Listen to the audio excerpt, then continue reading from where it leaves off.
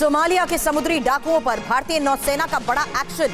19 पाकिस्तानी 17 ईरानियों को बचाया। सिर्फ एम्बैरेसमेंट फॉर द पाकिस्तानीज, क्योंकि कहीं ना कहीं इंडियन नेवी ने पाकिस्तानी सेलर्स की जान बचाई है। मैं इंडियन नेवी को और इंडिया के लोगों को जो अप्रिशिएट करना चाहूंगा कि देखिए जिस तरह इन्होंने इंसानी जानें बचाई। जबरदस्त देखिए सर, ये बड़ी हिम्मत वाली बात है कि आप पाकिस्तान में खड़े होकर इंडियन नेवी को अप्रिशिएट कर रहे हैं। इंडियन नेवी ने वो कर दिया जिसका किसी ने, मैं कहता हूँ, सोचा भी नहीं था। सही बात है। सीरियसली पाकिस्तान को मैं कहता हूँ शुक्रगुजार होना चाहिए इस बार इंडिया का, और हम भी यार थैंक यू कहना चाहते हैं। चल बस रुलाएगा क्या?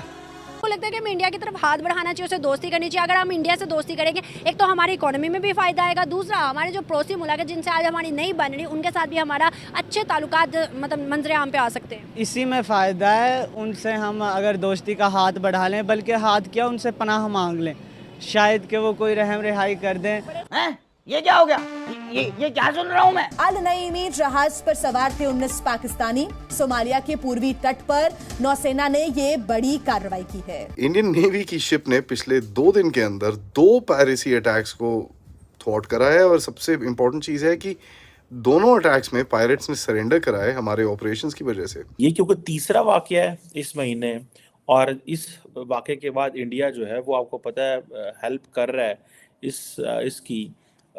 तो इंडिया ये क्यों कर रहा है, सवाल ये पैदा होता है। 17 ईरानियंस थे, उनको बचा के हमने निकाला था, और जैसे ही वो शिप का ऑपरेशन खत्म हुआ, दूसरे शिप की, एक और शिप की डिस्ट्रेस होने के अंदर कॉल आई, और उसके अंदर निकले 19 पाकिस्तानी, जिनको अगेन भारतीय नेवी ने बचाया। बाकी यार जो आपने इंसानियत दिखाई है आपकी नेवी ने, बहुत बड़ी इंडियन बात नेवी है। ने, मैं कहता हूँ ऐसा कोई नहीं करता। कोई नहीं करता।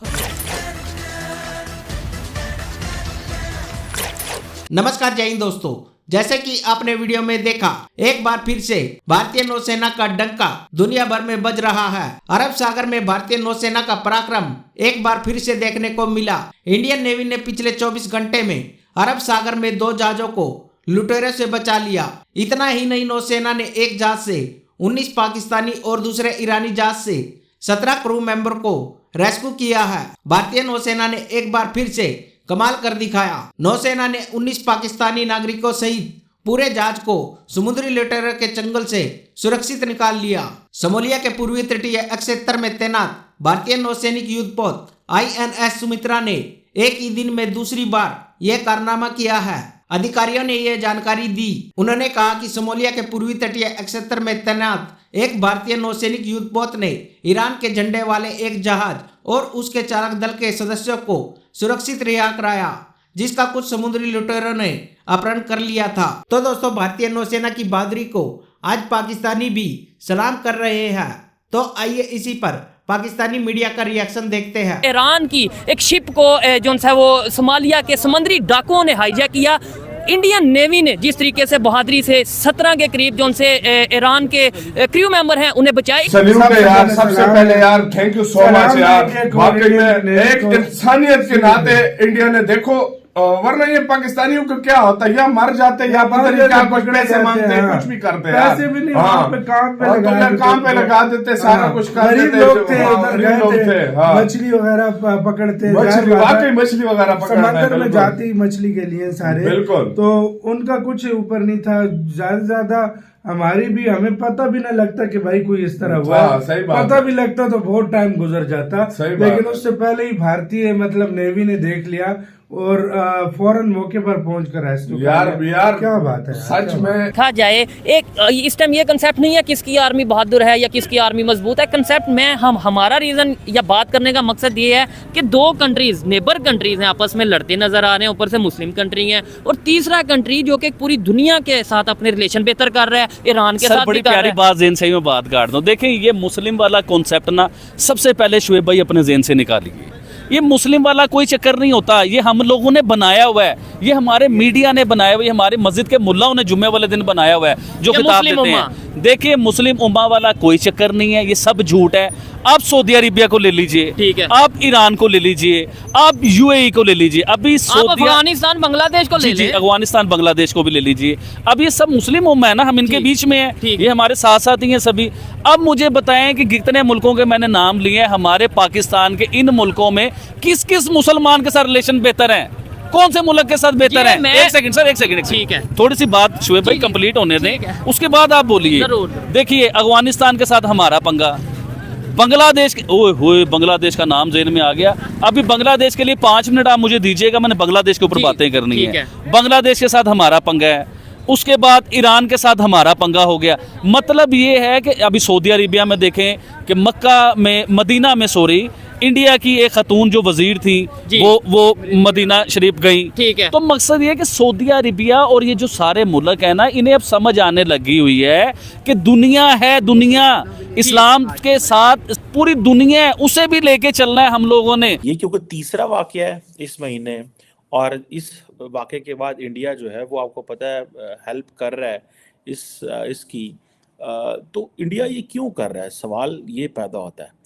और ये रेड सी का जितना एरिया है, इसमें अगर आप देखें तो हालात यहाँ पे ख़राब हो रहे हैं इन टर्म्स ऑफ होतीज़ का एग्रेशन बढ़ रहा है, सऊदीज़ साइलेंट हैं, अमारातीज़ साइलेंट है, बिकॉज वो इस मसले में आना नहीं चाहते, और वो क्योंकि रेंज में हैं होतीज़ की, सो दे हैव एन इशू।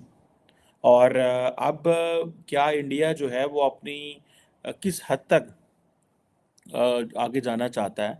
जो अपने इंडिया ने 10 शिप्स डिप्लॉय की हैं, उनके अंदर एंटी पायरेसी टास्किंग या एंटी ड्रोन सपोर्ट मौजूद है, सुनने में ये आ रहा है।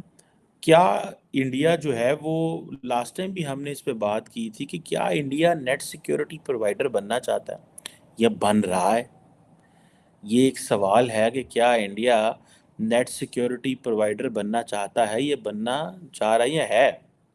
ठीक है जी। अब इंडिया जो है वो आपको पता है मेक इन इंडिया पे लगा हुआ है, और अगर इंडिया समझता है कि अगर आप मेक इन इंडिया नहीं करते तो आप इंडिया को डिफेंड नहीं कर पाएंगे। क्वेश्चन एक सिंपल सा है, क्या इंडिया नेट सिक्योरिटी प्रोवाइडर बनने जा रहा है या बनना चाहता है? ये है सवाल। जिस रीजन में इंडिया है, ठीक है जी, ये जो इंडियन ओशन रीजन जो है, ऑब्वियसली ये कोई होमोजेनियस एरिया नहीं है।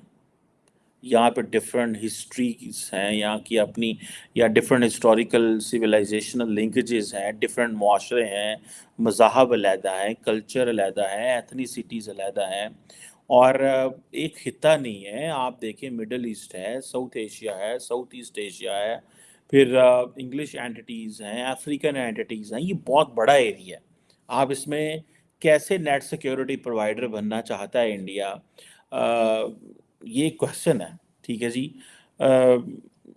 जिस दौर में कभी यूरोप और हम देखते हैं कि बाकी ममालिक इस खित्ते में जो अपना एक असर वसूख रखना चाह रहे थे, क्या वो इंडिया कर सकता है? कैसे करना चाहता है?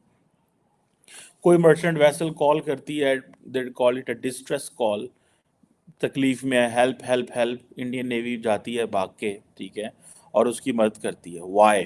तो दोस्तों ये पहली बार नहीं है कि भारतीय नौसेना ने सोमालिया समुद्री डाकुओं की ओर से निशाना बनाए गए मछली पकड़ने वाले जहाजों को छुड़ाया है। इससे पहले 5 जनवरी को INS चेन्नई ने सोमालिया के तट से एक जहाज के चालक दल को सफलतापूर्वक छुड़ाया और उसमें सवार 15 भारतीय नागरिकों को सुरक्षित बचाया था।